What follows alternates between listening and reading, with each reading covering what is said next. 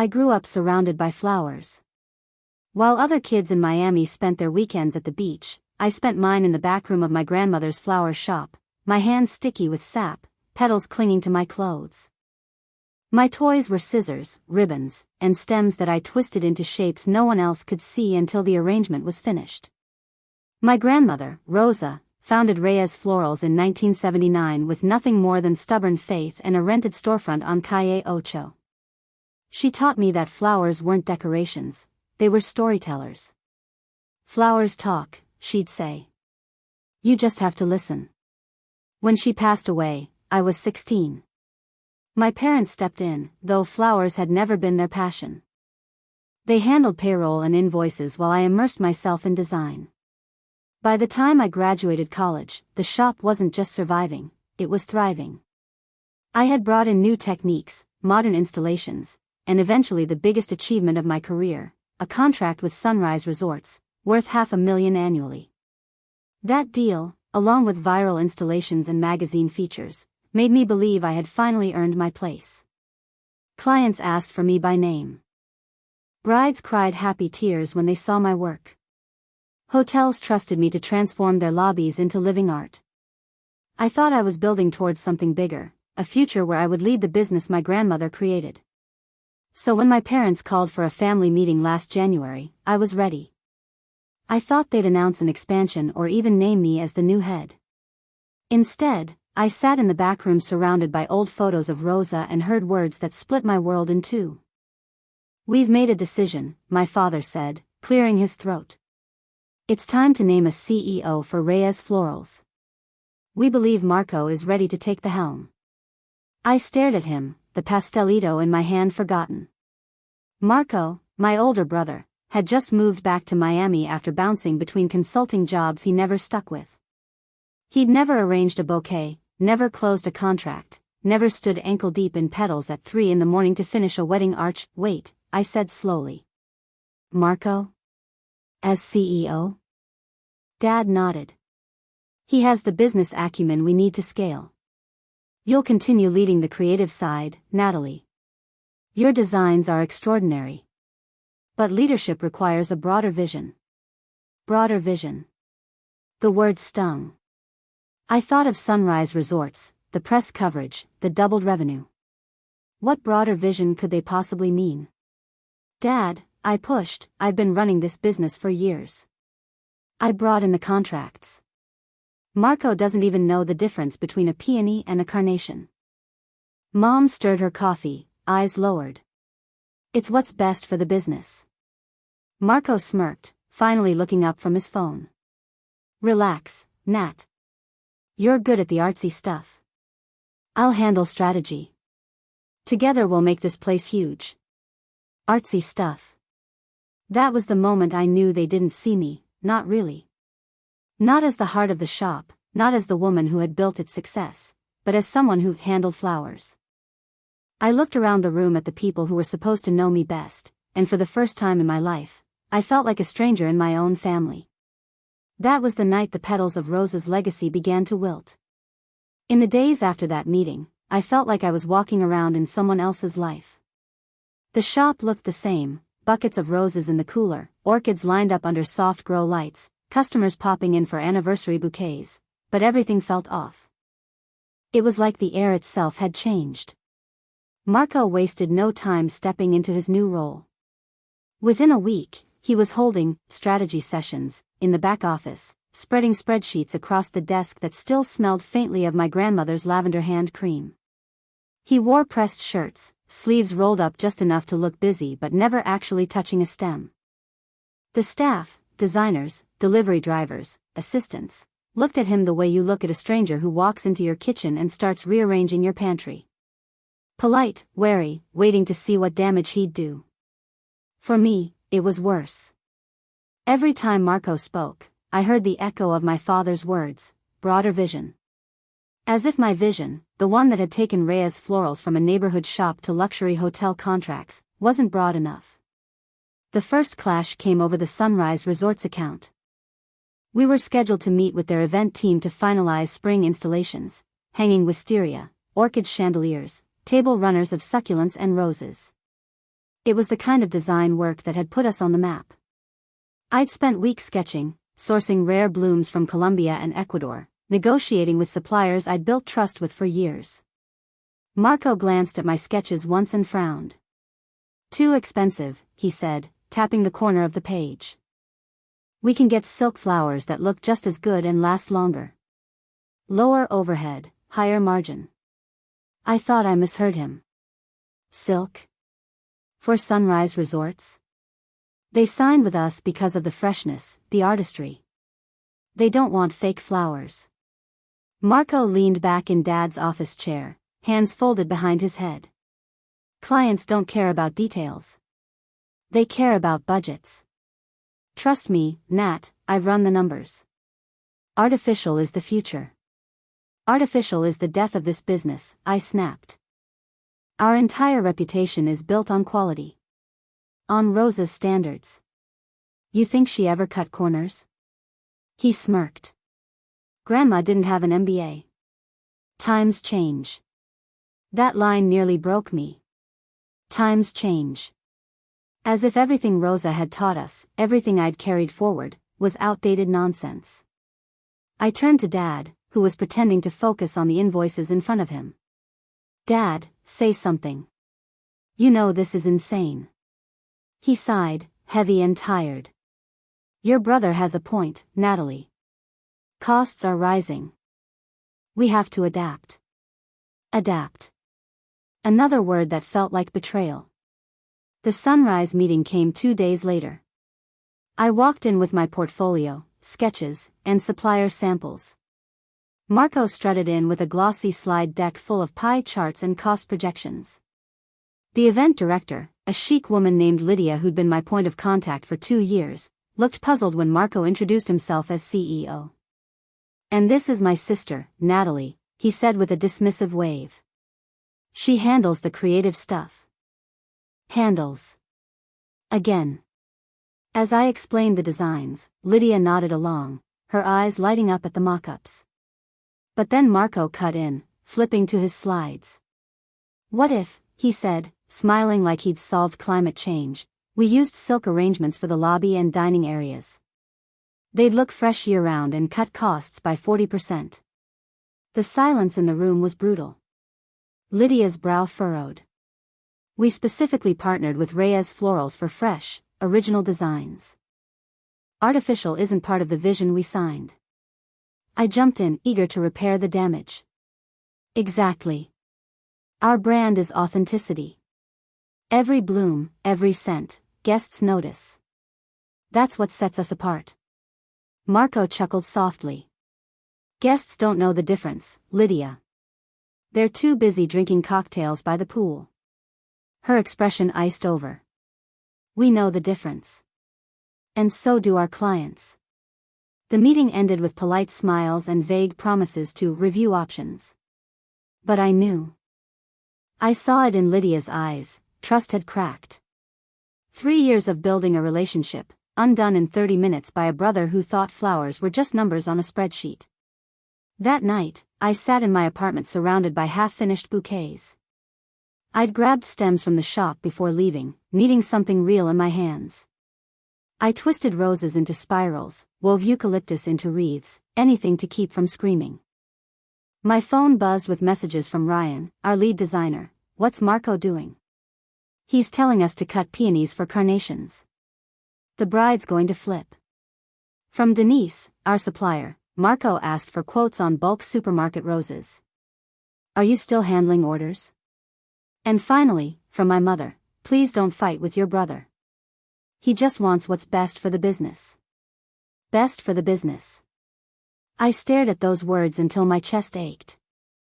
Was I the only one who remembered what the business even meant? It wasn't just profit margins and balance sheets. It was Rosa's dream. It was artistry, community, connection. And if Marco had his way, all of that would be replaced by discount roses and plastic smiles. For the first time, a thought slipped into my mind, terrifying and liberating all at once. Maybe I don't belong here anymore. Marco's vision revealed itself faster than I expected. Within a week of becoming CEO, he had printed handouts labeled Operational Efficiency Plan, Phase 1. The title alone made me want to throw a vase. We sat in the back office while he passed them around like they were holy scripture. Dad nodded along, Mom stirred her coffee in silence, and I skimmed the bullet points with growing disbelief.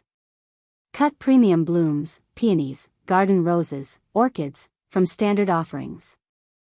Switch to carnations, chrysanthemums, and supermarket roses for bulk orders. Offer budget event packages, with preset designs instead of custom work. Investigate artificial arrangements for hotel clients. Reduce labor hours by simplifying designs. This is the future, Marco said, tapping the page like a professor lecturing freshmen. Scalable, profitable, streamlined. It's soulless, I shot back. This turns Reyes Florals into the corner grocery store flower stand. People don't hire us for carnations, Marco. They hire us for artistry, for uniqueness. Uniqueness doesn't pay the bills, he said smoothly. Margins do. Do you know how much we waste on peonies? They wilt in hours, and brides can't tell the difference between them and standard roses. I laughed, but it came out sharp and bitter. You think brides don't notice? Flowers are their second biggest expense after the dress. They notice every stem. They cry if one bloom looks off. Marco shrugged. Then they'll learn to love carnations. I wanted to scream. Instead, I glanced at Dad. You can't be serious. You're letting him get our entire brand? Dad rubbed his temples. Natalie, your brother is trying to protect the business. Costs are high. Inflation is everywhere. We can't keep chasing perfection at a loss. We're not at a loss. I slammed the handout onto the desk. Our margins are higher on specialty work because we're the only ones offering it. Sunrise Resort signed with us because of the artistry. Cut that, and we lose them. Marco smirked. We'll replace them with clients who want affordable options. Think bigger, Nat chains, franchises, maybe even national partnerships. National partnerships.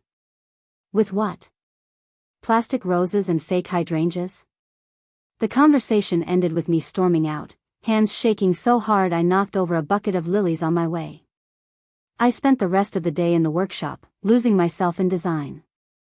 That's where I found calm, hands busy, colors blooming under my fingertips. But even there, Marco intruded. He started wandering into the workshop during rush hours, clipboard in hand, scribbling notes. He'd stand over my shoulder as I assembled a wedding arch, muttering about time inefficiency and unnecessary complexity. One afternoon, he actually told Kristen, one of our best line designers, to speed up while she was wiring orchids to a frame. She nearly dropped the whole structure. Marco, get out, I snapped, stepping between him and Kristen. You can't interrupt during a build. This isn't a factory line. He smirked. That's exactly the problem. It should be. By week 2, he started editing my menus. He left sticky notes on my sketches, too expensive, replace with daisies, and sent emails to suppliers without telling me. Denise, who'd been delivering premium blooms to us for years, called me one morning, voice strained. Nat, your brother just asked me for a quote on bulk frozen hydrangeas. Frozen. He says fresh isn't cost-effective. What's going on? I gripped the phone until my knuckles whitened. Ignore him. Please. I'll sort it out. But sorting it out meant constant battles. Every time I fixed one decision, Marco made 3 more. He canceled our annual showcase at Miami Design Week, claiming it was too indulgent. He cut back on event staff, leaving us scrambling during setups. He even suggested eliminating delivery vans to use third-party couriers, as if centerpieces could just be tossed into the back of a rideshare. The staff felt it too. Ryan, our manager, pulled me aside one evening after we barely got a wedding setup done on time. Nat, he's going to tank this place. Morale's low, clients are already complaining. If this keeps up, people will start leaving. I nodded, but my throat was tight. Leaving. The thought had already been circling my mind like a shadow.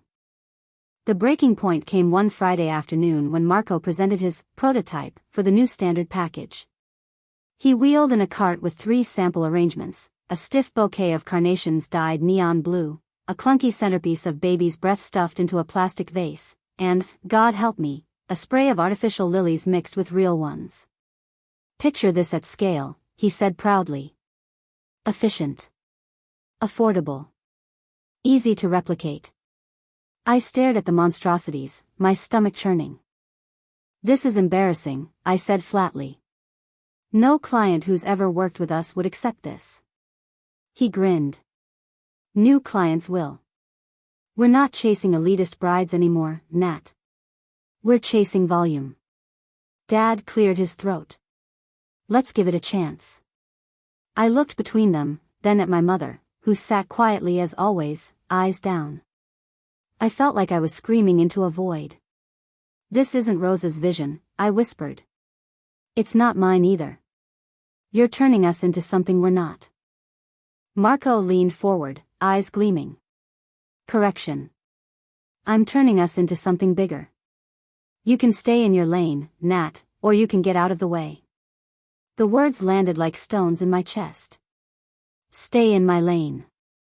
Handle the flowers. Leave the future to him. That night, I sat in the shop's alleyway, the smell of discarded stems and damp earth in the air, and I realized something I'd been avoiding for weeks. This wasn't my shop anymore. Not the one Rosa built. Not the one I nurtured. And maybe, just maybe, it was time for me to stop fighting for a place where I was no longer welcome. 2 weeks after Marco's coronation, we had a high-profile client meeting that was supposed to showcase everything Reyes Floral stood for. A luxury wedding at a Biscayne Bay hotel, 50 tables, an archway overlooking the ocean, cascading orchids and roses. I designed the entire proposal down to the smallest bud, and the bride's family was thrilled. But the morning of the presentation, Marco intercepted me at the shop door with a smug grin and a laptop under his arm. Don't worry about the meeting, he said, patting my shoulder like I was an intern. I've got it covered. My stomach dropped. Covered? This is my design. I've been working with the family for months. He raised a brow. And now I'm the CEO. Clients need to hear strategy from leadership, not just artsy details. You'll come along to back me up. Back him up. Like a sidekick. I should have refused right there, but the bride's family had trusted me, and I couldn't stomach letting him run wild without at least being in the room. So I went. The hotel conference suite smelled faintly of lemon polish and sea air. The family sat across the table, eager and glowing, already picturing their dream day. I opened my portfolio, ready to walk them through the floral story I'd created. But Marco cut in before I could say a word. First, he said, clicking his laptop to reveal a slide titled Cost Optimization Strategies. We've been rethinking how to make your event more efficient. Here's what we propose. The screen filled with bullet points: substitute orchids with dyed daisies, replace the rose arch with silk garlands, cut the floral chandelier entirely. I felt my face flush hot. Marco, I said sharply. That's not the plan we agreed to. The family approved my design weeks ago. He raised a hand like a traffic cop. Nat, let me finish. We need to be mindful of costs. Weddings are stressful enough without overspending on flowers. The bride's mother frowned, flipping through my sketches with a trembling hand. But I wanted orchids. They were my mother's favorite. Marco leaned forward, his voice smooth, salesman slick. I understand, ma'am, but orchids are fragile and overpriced. Daisies will give the same look at a fraction of the cost. I couldn't hold back. No, they won't. Orchids are elegant, timeless. Daisies don't belong in a luxury wedding on Biscayne Bay. They belong in a field picnic. The room went still. The bride's father glanced between us, confused. The bride herself looked near tears. This is not what we signed up for, she whispered. I turned to her, my voice softening. And it's not what you'll get. I promise you, your design will be exactly as we agreed. Every orchid, every rose. Marco snapped the laptop shut. We'll review options and follow up, he said through clenched teeth. The family excused themselves, visibly shaken. The moment the door closed, Marco rounded on me. What the hell was that? He hissed. Undermining me in front of clients? Unprofessional. You're the one undermining me. I shot back. I built that proposal. I built their trust. And you tried to swap orchids for daisies like this was a grocery store wedding. He sneered. You're too precious about flowers. This is business. Profit matters more than petals. I took a step closer, my voice shaking with rage. Petals are the business, Marco. Without quality, without artistry, there is no brand. You're burning down everything Rosa built. For a moment, I thought he might actually hear me. But then his eyes hardened, and he delivered the words that would finally break me. Stay in your lane, Nat. Handle the flowers.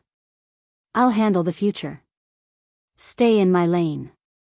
The phrase echoed in my skull like a hammer. We drove back to the shop in silence, the tension thick enough to choke on. When we arrived, he strode straight into the office to update his spreadsheets, while I headed into the cooler. I stood among the buckets of roses and orchids, letting the cold air sting my skin. Normally, the sight of all that color calmed me. That day, it felt like a funeral. By closing time, I was still there, trimming stems, trying to work through the ache in my chest. The others had gone home, leaving me alone with the hum of the refrigerators and the faint smell of lilies. I kept building arrangements long after the orders were done, just to keep my hands moving. At some point, I carried a bouquet into the alley, white orchids mixed with blush roses, the exact flowers Marco had just dismissed as overpriced. I set them on a crate and sat down beside them. The Miami night air was warm, sticky with salt and the faint thump of music drifting from a nearby bar. And for the first time in years, I let myself cry. Not the quick, angry tears I'd shed after fights before, but the deep, bone-heavy sobs of someone realizing something irreversible. This wasn't my shop anymore. Not the one Rosa built. Not the one I'd nurtured. I thought of all the nights I'd stayed up sketching designs, the early morning sourcing flowers at the market, the weddings I'd saved at the last minute because I refused to let a bride down. I thought of Sunrise Resorts, of Lydia's trust, of the magazine features that had put our name on the map. And then I thought of Marco, sitting smug in the office, calling me precious and telling me to stay in my lane. I wiped my face, staring at the bouquet in front of me. It was perfect, balanced, elegant, alive. A reminder that I was good at this. That I didn't just handle the flowers. I created beauty. I carried a legacy. And maybe, just maybe, the only way to honor that legacy was to walk away. After the wedding fiasco, I knew something had shifted inside me. It wasn't just anger anymore, it was resolve. For years, I told myself that hard work would eventually earn me a seat at the table, that my parents would finally see me as more than the creative one. But the truth was staring me in the face, they never would. The final straw came the following Monday. I walked into the shop early, the sun barely up, ready to prep for a busy week of events. On the counter was a stack of glossy brochures Marco had ordered without telling me. Across the front, in bold block letters, was our new slogan. Reyes Florals, beautiful flowers, affordable prices. Affordable prices. Like we were a supermarket aisle. The photographs were even worse, arrangements of dyed carnations and baby's breath, shot under harsh lighting, looking like something out of a clearance bin. I flipped through them in disbelief. This was his vision for the company I had poured my soul into? This was what he thought would carry Rosa's legacy forward? When Dad arrived, I shoved the brochure into his hands. What is this? He glanced at it, adjusting his glasses. Marketing. Marco said it'll help us reach a wider audience. A wider audience doesn't want this. I snapped. This cheapens everything we've built. It's embarrassing. Dad's jaw tightened. Natalie, you need to calm down. Not everything can be about your artistry. We need to keep the lights on. I stared at him, my chest tight. I am the reason the lights are on. My designs, my contracts, my relationships. And you let Marco reduce it all to a clearance sale tagline. He said nothing. Just folded the brochure and set it aside like we were done. That silence hurt more than his words. By noon, I'd made my decision. I didn't announce it right away. I went through the motions for a few more days, finishing client orders, smoothing over panicked staff who didn't know which direction to follow, mine or Marco's. But each time I walked past the office and saw him there, typing away at spreadsheets, I felt the walls closing in. One night, I called my friend Serena, an event planner I'd worked with for years. We met at a little Cuban diner near Coral Gables, the kind of place with chipped mugs and strong coffee that smelled like home. I told her everything, the CEO decision, the Daisies for Orchids fiasco, the brochures. She listened, nodding slowly, eyes steady. Natalie, she said finally, if this wasn't your family's business, would you stay? The answer flew out of my mouth before I could think. No. I'd quit tomorrow. She leaned across the table. Then why is it different? Family or not, they don't see your value. You can't keep bleeding for people who refuse to recognize you. Her words landed heavy. Because that was exactly what I'd been doing, bleeding. Sacrificing sleep, relationships, my own peace, all for parents who sat silent while my brother dismantled everything I'd built. When I got home that night, I opened my laptop and started taking stock. My recipes and arrangements weren't written in company manuals, they were in my sketchbooks, my private files. My supplier contacts trusted me personally, not the Reyes name. My biggest clients called my cell, not the shop. In other words, the company didn't own my value. I did. The next morning, I walked into Dad's office with an envelope in hand. Marco was there too, leaning back in his chair with that ever-present smirk. What's this? Dad asked, glancing at the paper I placed on the desk. My resignation, I said, voice steady. Effective immediately. Dad blinked. Natalie, don't be ridiculous. You can't just walk away. This is your family's business.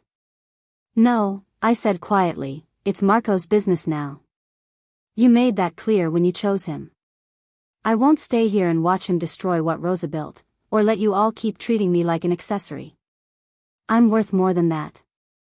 Marco chuckled under his breath. So what, you're gonna open your own shop? Compete with us? I met his eyes, unflinching. If I do, you'll regret underestimating me. Dad stood, voice rising. Natalie, think about what you're saying. This is your legacy. You can't just throw it away. My legacy is what I've built, I said, turning to leave. And it's not in this building anymore. The moment I stepped outside, a strange mix of fear and freedom washed over me.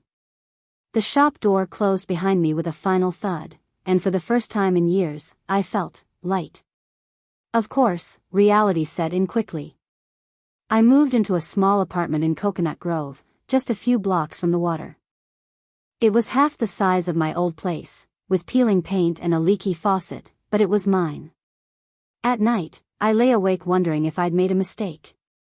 Walking away from security, from a steady paycheck, from the only identity I'd ever known, it was terrifying. But then my phone would buzz.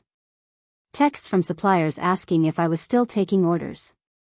Emails from clients checking if I was available privately. Even Ryan, our manager, left me a voicemail, Nat, it's chaos here. Nobody knows what they're doing. Call me back. I didn't call him back. Not yet. I needed space. Still, with every message, with every note of panic, one truth became clearer, I hadn't walked away from my worth. I'd taken it with me. And maybe, just maybe, the world was about to find out exactly how much that was. The first week after I left, I tried to unplug. I turned off my phone for 3 days straight, telling myself I needed distance, silence, time to breathe.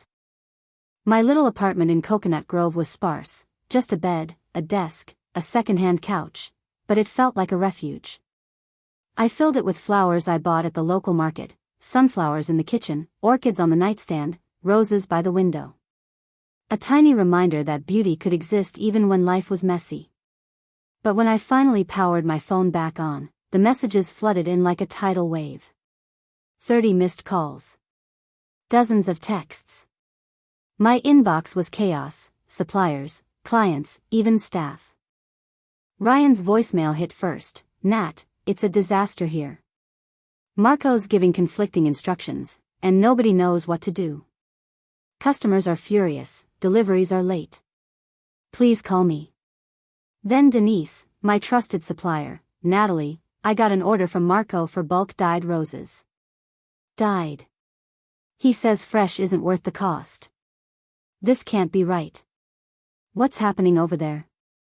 I scrolled through texts from Kristen, one of our best line designers. Marco cut half your designs from the wedding packages. Brides are panicking. Last night he changed the menu mid-service. It was chaos. We miss you. Please tell me you're coming back. I set the phone down, my stomach twisting. Part of me wanted to storm back in, fix everything, rescue the people who had been my team, my family. But another part of me, the part that still ached from years of dismissal, knew better. They had made their choice. They chose Marco. By day 5, the fallout spread beyond the staff. I got a call from a food and lifestyle blogger who had covered some of our most elaborate wedding installations. I heard you left, she said, her tone curious but cautious. I stopped by Rhea's Florals yesterday and it wasn't the same. Cheap arrangements, sloppy service. Is the shop changing direction? I pressed the phone to my ear, my throat tight. I'm not there anymore, I said simply. You'll have to ask the new leadership. Her pause was long. That's a shame. Your work was what made them special. Her words were both balm and blade. But the biggest blow came on day 8. Eric Moreno, the director from Sunrise Resorts, the client who had trusted me with a $500,000 annual contract, called.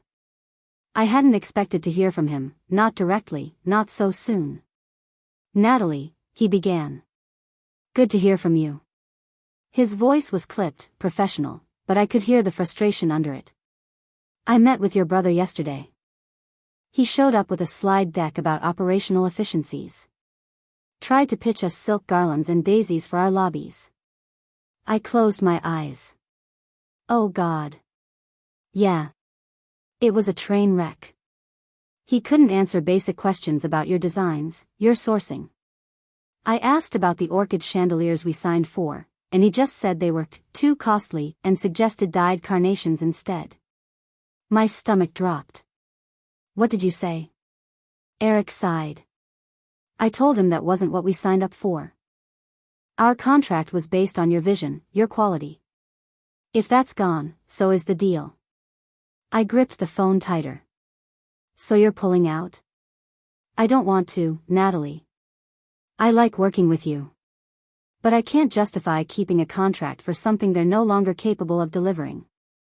I'm recommending we terminate. His voice softened. But if you land somewhere else, if you start something new, I'd be very interested in continuing our partnership. After we hung up, I sat on my couch in the half-dark, staring at the wilting roses on my coffee table. A strange mix of vindication and grief washed over me. I'd warned them. I'd begged them not to let Marco run wild. And now they were losing the biggest contract we'd ever had. That evening, my phone lit up again. This time, it was Dad. I let it ring out. His voicemail came through seconds later, his voice strained. Natalie, we need to talk. Sunrise Resorts is pulling out. We're in trouble. Please call me. An hour later, another message. The staff is panicking. We need your help. Just talk to Marco, help him fix this. By midnight, a third, $500,000, Natalie. Gone. We can't afford this. Please. I didn't respond. Not yet. The next morning, he called again, and this time I answered. Thank God, he said, his voice tumbling over itself. It's chaos here. Eric says Sunrise is done with us. He's furious about the meeting. We can't lose this, Natalie. You have to come back, smooth things over. I bit back a bitter laugh. Smooth things over? Dad, I built that relationship. 3 years of late nights, tastings, site visits. Marco destroyed it in one meeting. And now you expect me to patch it up like nothing happened? You're the only one who can, he said desperately. This is your family's business. We need you. His words stung, not because they weren't true, but because they came too late. If you needed me, I said quietly, why didn't you choose me in the first place? Silence. Then, we thought Marco had the skills to scale. We thought you'd stay on, keep running the flowers. We didn't mean to push you out. You didn't mean to, but you did. I swallowed hard. And now you're paying the price. Natalie, please. This isn't about blame. We need to fix this. Tell me what it'll take. I closed my eyes, feeling something in me harden. For years, I'd bent, compromised, told myself my time would come. No more. If you want me back, I said slowly, it's not as your florist. It's as your equal. Partnership. Authority. Recognition. Otherwise, don't call me again. There was a pause. Then Dad's voice, cautious, we can discuss that. But first, please, call Eric. No, I said firmly. Not until you're ready to treat me the way I deserve. I won't bail you out just to be shoved back into the cooler. His voice rose, frustration breaking through. Natalie, this isn't the time for pride. It's not pride, I said. It's respect. Think about that. Then I hung up. For the first time in weeks, I felt calm. Terrified, but calm. Because I knew, they were finally seeing what I'd known all along. I was the one holding this family together. And now that I was gone, the petals were falling apart. The phone calls didn't stop. Dad tried every angle, guilt, reason, even outright pleading. Mom left me a hesitant voicemail, Natalie, I know you're upset, but things are bad. Can we talk? Just us? Even Marco texted once, though his message was short and defensive, we need you. Don't make this harder than it already is. For a week, I ignored them. I needed space to think, to breathe without the weight of their chaos pressing down on me. But everywhere I went, reminders of Reyes florals chased me. A hotel lobby with wilting carnations. A wedding blog questioning if our brand had lost its spark. A Yelp review that read, used to be the best florist in Miami. Not anymore. It should have felt vindicating. Instead, it hurt. Because even though I'd walked away, part of me still loved that shop, that legacy. Finally, after 10 days, I agreed to meet. Neutral ground. A cafe in Coconut Grove with big windows and quiet corners. I arrived early, wearing a navy blazer and white blouse, not flashy, but professional. If this was going to be a negotiation, I wanted them to see me not as the florist, but as the businesswoman I had become. They arrived together, Dad looking worn, Mom quiet as ever, Marco pale and fidgeting. They slid into the booth across from me, tension hanging thick in the air. Thank you for coming, Dad began. We're in a bad spot. Sunrise Resorts is gone. Other clients are questioning their contracts. Staff morale is collapsing. We need you to fix this. I stirred my espresso slowly, letting his words hang. I know. Eric called me before he canceled. He told me exactly what happened in that meeting. Marco shifted, defensive. That's not fair. I was showing him ways to cut costs. I cut him off. You pitched daisies to a luxury resort.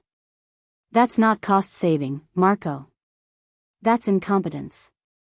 His face reddened. You're just mad you didn't get the title.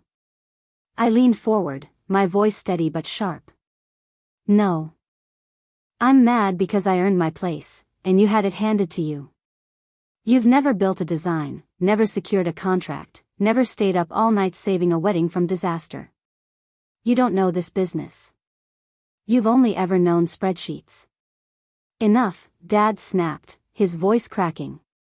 This isn't about blame. We're losing everything. What will it take to bring you back? The moment I'd been waiting for. I set down my cup and met his eyes. Equal partnership, I said. Not head florist. Not creative director. Equal. Decision-making power, authority, and recognition. If you want me, you get all of me, or none. Mom's eyes widened. Equal partnership? With Marco?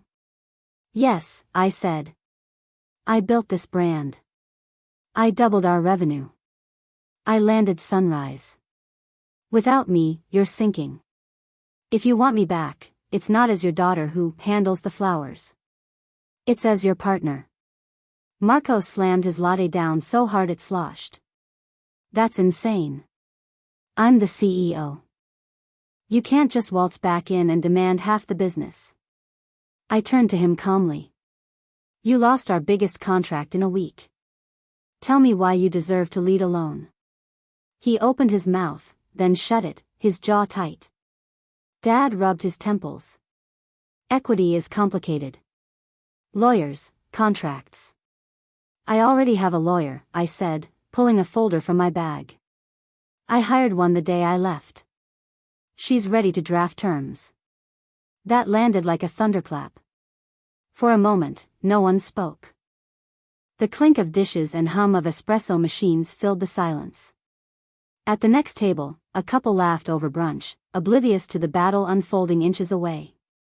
Then Marco spat, "You're using our crisis to grab power." I shook my head. No, Marco. I'm finally naming my worth. If a competitor offered me a job tomorrow, they'd give me authority, equity, and respect. Why should I accept less from my own family? Dad's eyes narrowed. For the first time, he looked at me not as his daughter but as someone holding the upper hand. And if we agree, he asked. What then? Then I call Eric, I said. I explain that leadership has changed, that the brand he trusted is back in my hands. I bring him samples of the designs he signed for. He listens to me, because he trusts me. That trust isn't gone yet. But if you keep ignoring me, it will be. Dad exhaled, long and heavy. He glanced at Mom, who gave the smallest nod, then at Marco, whose face was a storm of anger and resignation. We'll need to talk to the lawyer, Dad said finally.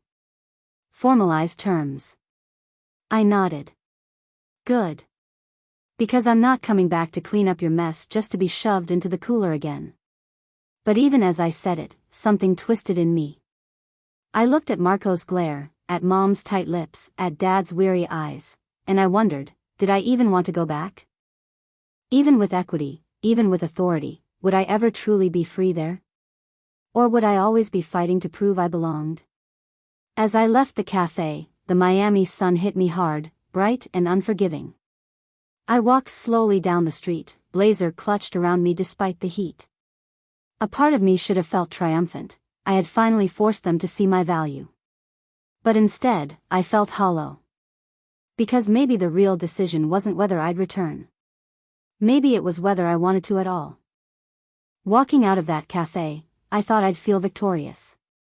I'd stood my ground, demanded respect, and for once, my father hadn't brushed me aside. But instead of triumph, all I felt was exhaustion. The truth gnawed at me, even if they gave me equity and partnership, I'd still be fighting the same battles every day. Fighting Marco's arrogance, Dad's blind spots, Mom's silence. Fighting to prove what I had already proved 100 times. So, Instead of waiting for their lawyer to call mine, I picked up the phone myself. But not to call Dad. To call Serena. "Let's do it," I said, my heart pounding. She didn't even ask what I meant. "You're serious?" "As serious as I've ever been. I'm not going back. I want something of my own." There was a pause, then her voice lit up. "Natalie, I've been waiting for you to say that. I'll help with the launch. I've got contacts, venues, clients who would follow you in a heartbeat." Within a week, we were sketching plans at her dining room table. The idea was simple, a boutique floral design studio focused on artistry, not volume.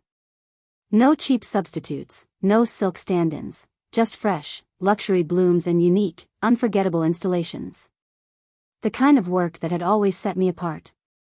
Finding a space wasn't easy, but then we stumbled upon a former bakery in Wynwood, Miami's art district. Exposed brick, high ceilings, huge windows that bathed the space in sunlight. It was raw and imperfect, but I saw potential immediately. "This is it," I whispered, running my fingers along the chipped counter. Serena grinned. "Bloom and Company," she said. "Has a nice ring to it."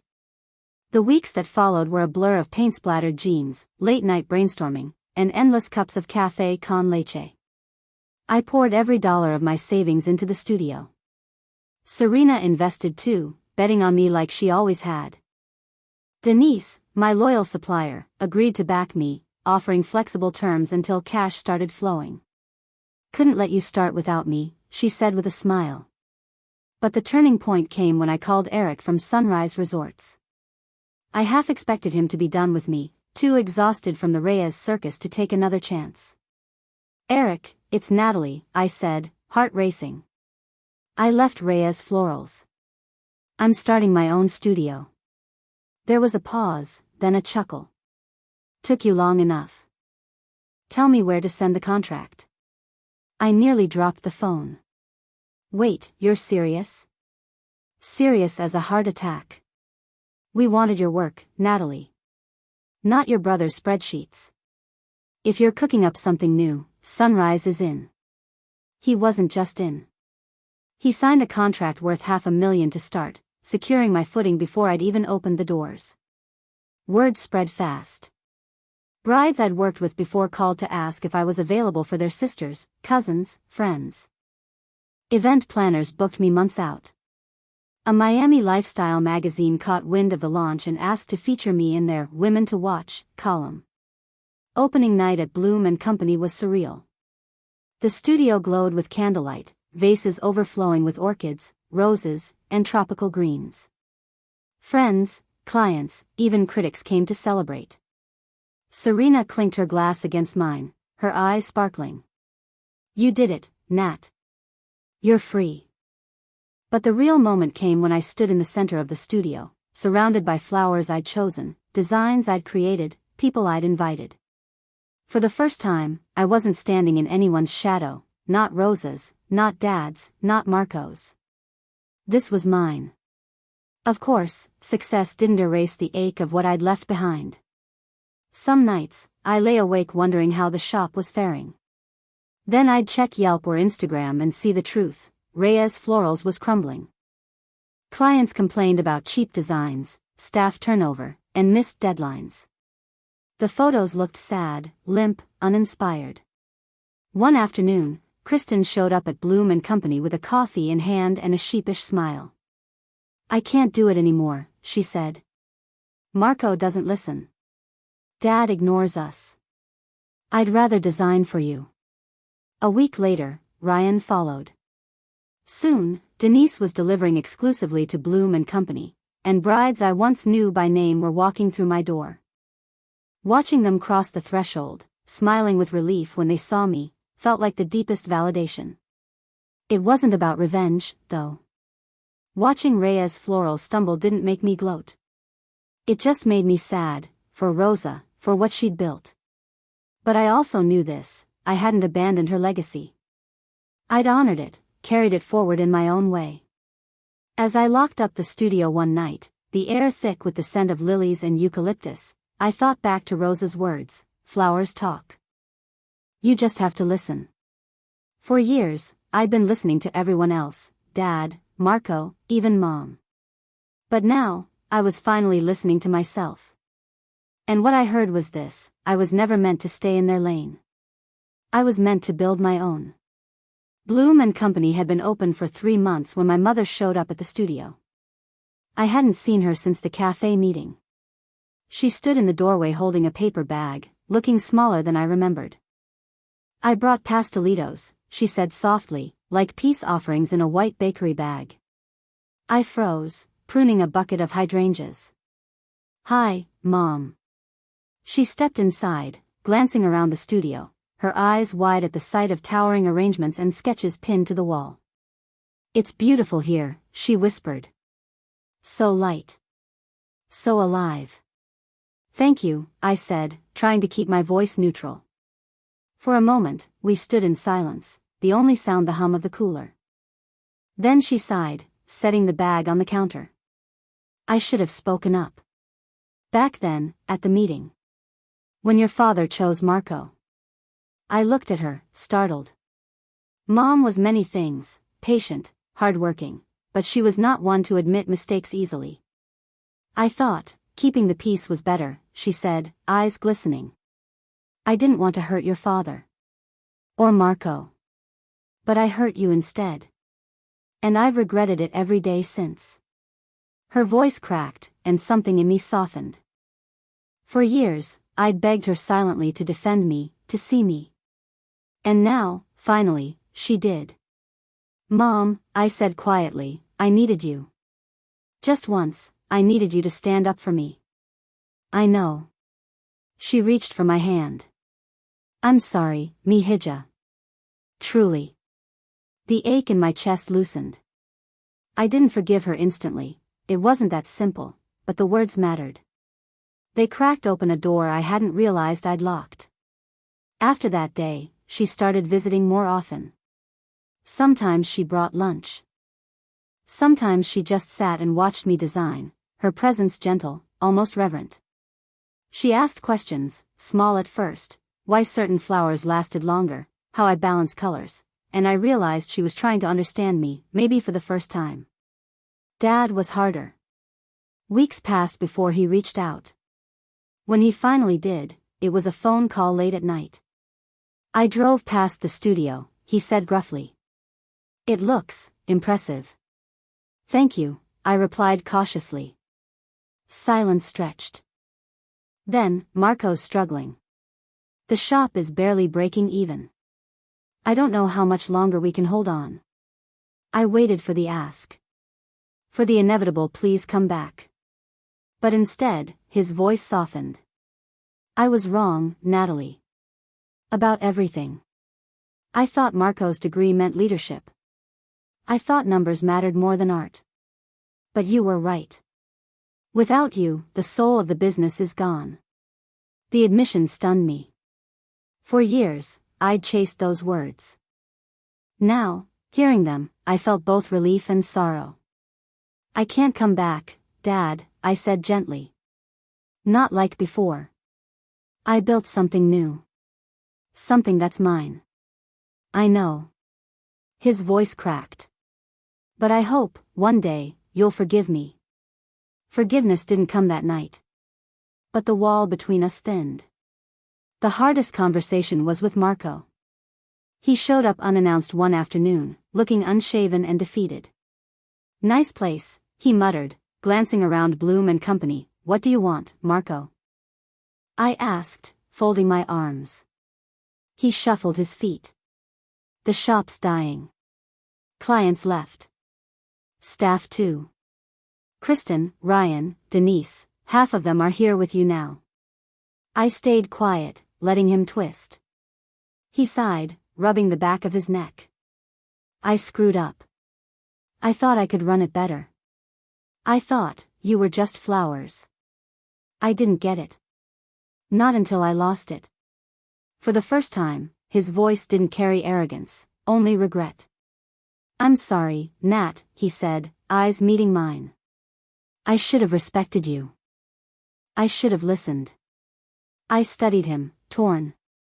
The wound was still raw, but I saw something in his expression, something unfamiliar. Humility. "I appreciate the apology," I said finally. "But I'm not coming back." "I know." He gave a half smile, weary. "I just wanted you to know I'm proud of you. Even if it took me way too long to say it." After he left, I sat in the quiet studio, surrounded by flowers in bloom. My heart ached, but not with anger this time, with something closer to peace. Bridges don't rebuild overnight. But piece by piece, conversation by conversation, I felt mine beginning to mend. Not because they suddenly deserved it, but because I was finally strong enough to choose it. The first time I walked into Bloom and Company alone after a full event season, the silence nearly startled me. The tables were cleared, the vases washed, the scent of lilies and roses still lingering in the air. I stood in the middle of the studio, looking at what I had built, and realized, this was the moment I had been working toward all along. Not the magazine features, not the contracts, not even the applause of opening night. Just this, standing in a space that was mine, surrounded by beauty I had created on my own terms. The business was thriving. Sunrise Resorts had expanded their contract. Brides booked a year in advance. Serena and I were planning to open a second location in Coral Gables. Kristen and Ryan flourished under my direction, no longer drained by Marco's chaos. For the first time, my work didn't feel like a battle. It felt like a garden, growing, evolving, alive. And yet, family was still there, threading through my thoughts like ivy. I didn't forget the betrayal, or the months of silence.